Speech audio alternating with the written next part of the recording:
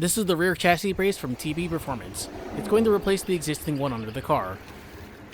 I already have their rear strut bar and C-pillar brace. Here's the OEM brace. It helps reinforce the weakness in the chassis from the exhaust tunnel.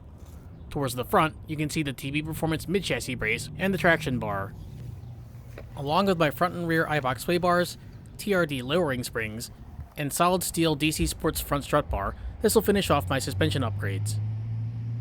I peeled off the decals, gave it a light sanding, and painted the brace to match the other ones. When these originally came out, they were red, but the current ones are now black. I used my low profile ramp so I can get my jack underneath, and I have all four corners supported so I have enough clearance. I've got my 14mm socket already on my wrench, so now all I need to do is slide it underneath and remove all four bolts.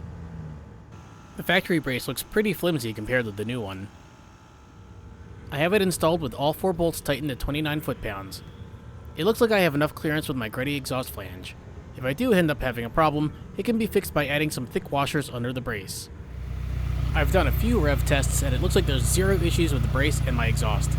Even though I'm just posting this video now, I've had the brace installed for over a year and a half, and there was a small improvement with stiffening the rear end over the OEM one. I definitely recommend picking up all the braces from TB Performance if you want to reinforce your chassis. I hope this helps you out.